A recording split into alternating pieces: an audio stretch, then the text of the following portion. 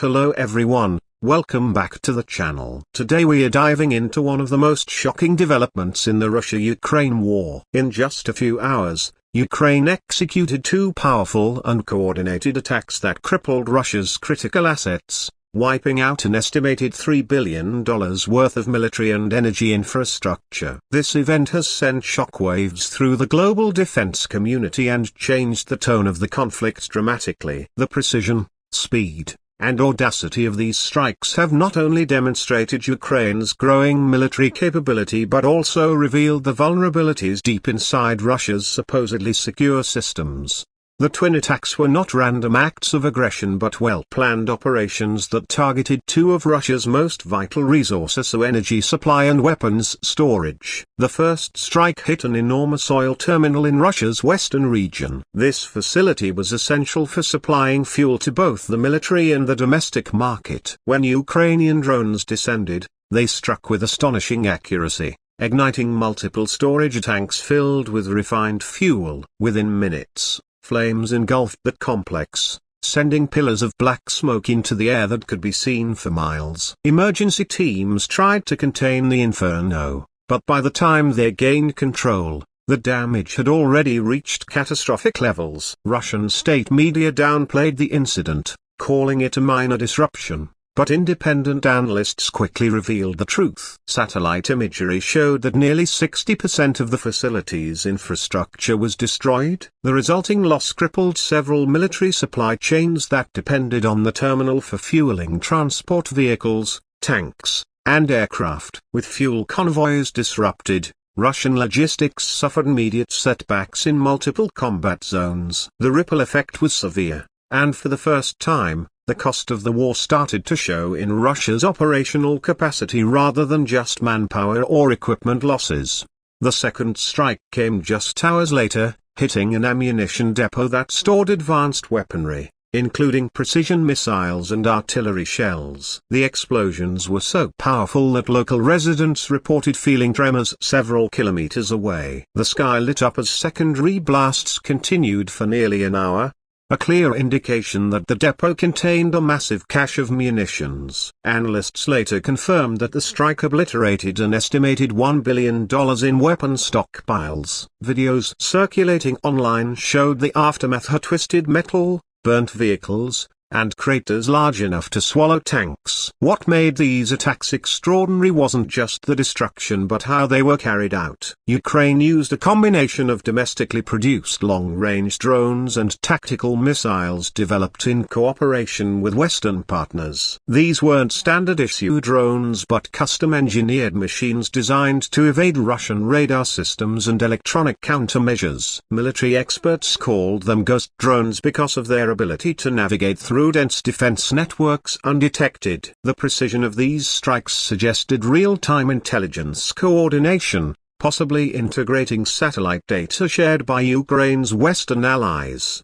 The financial impact of these operations was immediate and devastating. Russia lost not only the physical assets but also suffered a blow to investor confidence and internal morale. Markets linked to Russian energy took an instant hit. Oil prices spiked temporarily before stabilizing, and several regions faced localized fuel shortages. The government in Moscow scrambled to reassure its citizens, but the damage was too evident to hide. On the battlefield, Russian commanders struggled to maintain supply lines, forcing the military to reroute logistics through less efficient channels.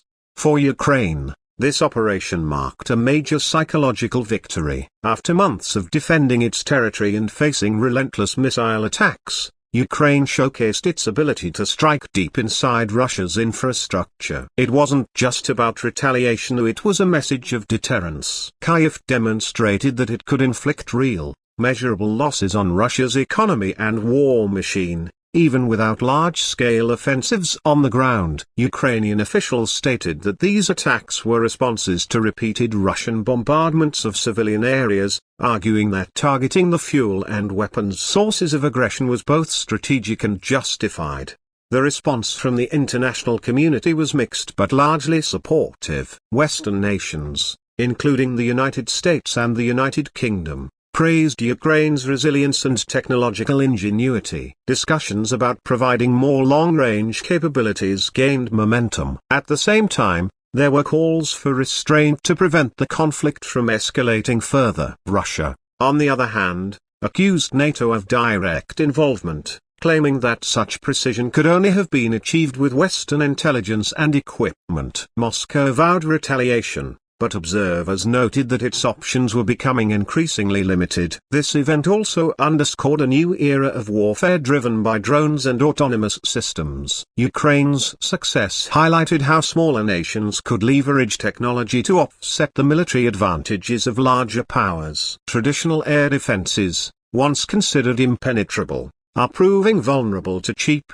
adaptable, and hard-to-detect drone swarms. The balance of power in modern conflicts is shifting from sheer firepower to innovation, data, and precision. Ukraine's engineers and technicians have become as critical to the war effort as its soldiers. Behind these strikes lies a broader story of adaptation. At the start of the war, Ukraine's drone program was modest, relying heavily on commercial drones modified for reconnaissance. But necessity drove innovation. Within 2 years, Ukraine had developed its own series of strike-capable drones capable of traveling hundreds of kilometers and carrying significant payloads. The attack on Russia's energy and military infrastructure was not spontaneous. It was the culmination of months of testing, planning, and intelligence gathering. Each mission was meticulously timed to ensure maximum damage with minimal risk to Ukrainian personnel. The twin attacks also revealed cracks in Russia's internal defense systems. Reports emerged that early warning radars failed to detect the incoming drones in time. Some analysts suggested that complacency had set in after months of low-intensity drone harassment. Russian commanders underestimated Ukraine's ability to escalate and coordinate large-scale strikes. This oversight cost them dearly, both in equipment and strategic credibility. As a result,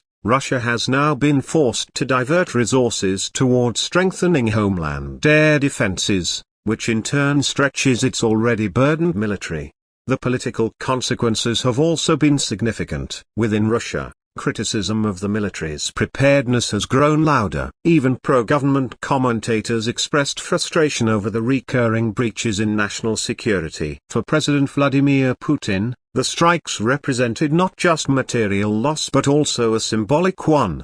His narrative of a secure and dominant Russia took a serious hit. Opposition voices, though heavily censored, have used the incident to question the government's handling of the war. Meanwhile, in Ukraine, public morale surged. Citizens celebrated the news as proof that their sacrifices were not in vain and that the tide could indeed turn. Economically, the blow to Russia's energy infrastructure could ripple for months. The destroyed oil terminal supplied both domestic and export markets. With production temporarily halted, revenue streams will shrink, further straining an economy already buckling under sanctions. Fuel shortages in key regions have driven up prices, affecting everything from agriculture to transportation. Analysts estimate that rebuilding the damaged facilities could take over a year and require billions of dollars, a cost Russia can ill afford.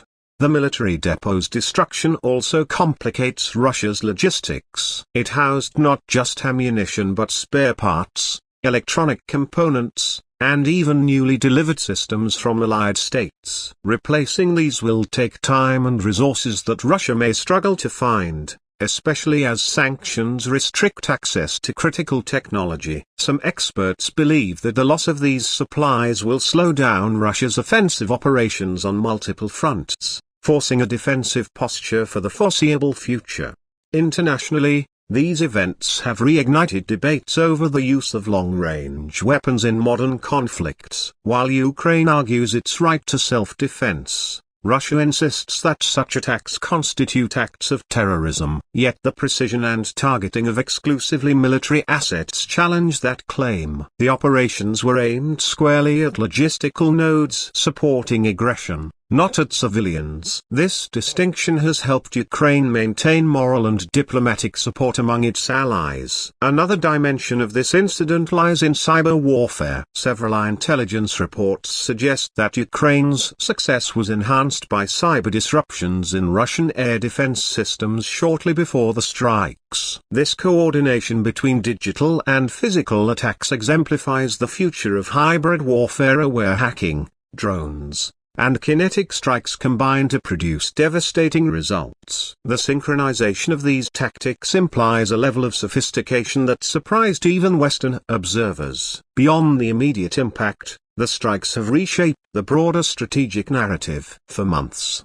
Russia believed it held escalation dominance, assuming Ukraine would avoid deep strikes to prevent international backlash. That perception has now evaporated. Ukraine has proven that it can project power and impose heavy costs without triggering an uncontrollable escalation. It has effectively introduced a new deterrent into the equation: a technological reach. This capability could redefine future negotiations, giving Ukraine leverage in any potential peace talks. As news of the destruction spread, social media platforms flooded with videos and analysis. Ukrainian users celebrated with messages of defiance, while Russian channels were filled with confusion and speculation. The contrast in tone reflected the shifting psychological balance of the war. Where once Russia seemed untouchable, it now appeared vulnerable, and Ukraine's resilience became the defining story. Military strategists around the world are closely studying these events. The effectiveness of coordinated drone and missile strikes on such high-value targets will likely influence future doctrines. Smaller nations observing the conflict are taking notes, realizing that the age of massive conventional armies may be giving way to networks of smaller, smarter, and more agile systems.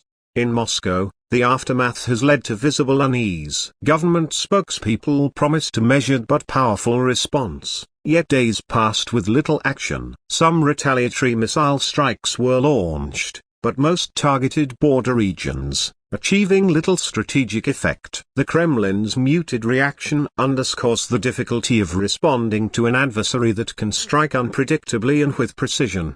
For Ukraine, these attacks were more than tactical wins, they were strategic demonstrations. They proved that innovation, persistence, and adaptability could overcome numerical disadvantage. The message to the world is clear: Ukraine is not merely surviving, it is evolving. The country's defense sector, once underestimated, has now become a symbol of resilience and creativity under pressure. In the coming months, we can expect further developments as Ukraine refines its tactics and expands its capabilities. Russia, on the other hand, faces a dilemma: spread its defenses thinner across a vast territory or concentrate protection around key assets at the cost of vulnerability elsewhere. Either choice plays to Ukraine's advantage. The psychological toll on Russian forces and civilians is already evident, as anxiety about further strikes grows. Ultimately, the story of these twin attacks is not just about destruction, it's about transformation. It shows how war, as brutal as it is, accelerates technological evolution. Ukraine's ability to adapt and innovate under extreme pressure has not only changed its military outlook but also rewritten the rules of modern conflict. With $3 billion in losses inflicted in a matter of hours, Russia's sense of control has been shaken. As the dust settles, one truth becomes clear: power in warfare is no longer defined solely by numbers or weapons, but by ingenuity and precision. Ukraine's twin attacks have proven that even the mightiest defenses can crumble when faced with smart, calculated innovation. The world is watching closely, and every new strike, every countermeasure, will shape the next phase of this conflict. The war is far from over, but this moment will be remembered as the day Ukraine showed that strategy and technology together can turn the tide against a seemingly unstoppable force.